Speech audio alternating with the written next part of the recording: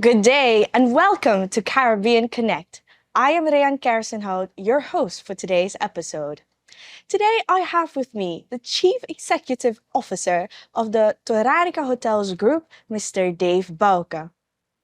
Mr. Boucke, welcome and thank you for joining us today. It's a pleasure, really. Yeah.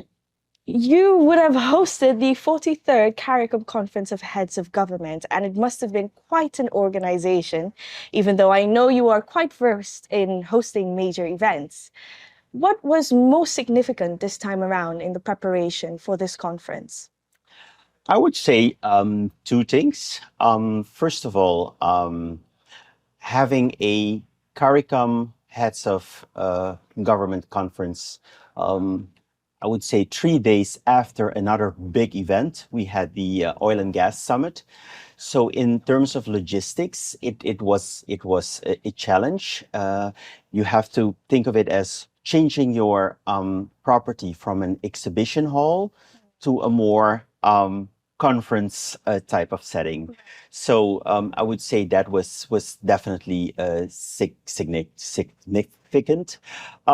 Second of all, these two events were the first big events after COVID. So dealing with a lot of people on the premises. And why I'm saying that is we had never expected for demand to skyrocket immediately after COVID. If you look at the WHO predictions, they had predicted for demand to go back to normal back in 2024. What we saw happening immediately after restrictions got lifted was that everybody started traveling. So significant, to wrap it up a bit, was that we had to look at demand in terms of how do you look at government demand for this conference, but also your other guests. So yes, that was definitely a challenge, but we managed to have the 15 heads of government all within, I would say, most of them in two properties of the Torarica Group. Yes, indeed. So you mentioned COVID-19 and the two major events that came back to back. How exactly did you manage after COVID-19 and post-COVID? How did you manage to do it successfully?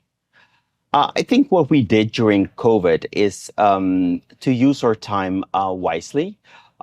We definitely worked on motivational programs for our staff because, I mean, staff, your employees are at the heart of our business, the hospitality. So we worked on motivational campaigns, appreciation days, sessions with our staff. We had also a program whereby we promised personnel which contracts were terminated because they had temporary contracts, and we kind of made a promise to them: when we do need you again, we will ask for you to come back. And what we saw happening is that there are a lot of employees who had worked for us before who are back. I think that's one of the ways that we cope with them. Otherwise, you have a shortage in staff. So we worked on trying to keep our employees motivated because it should be a running machine and mill indeed.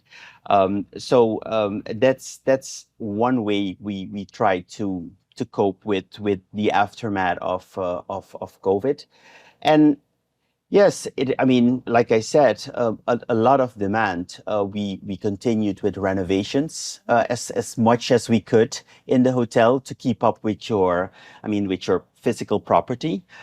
So those were a few things we did, how we coped with the aftermath. Wonderful. Yeah. Mr. Boucke, I must ask, do you and the Torarica Hotels Group have any ambitions for regional expansion? I get this question quite a lot, so that's why I'm laughing. Our focus for the coming years, so I would say short term, is development and growth locally.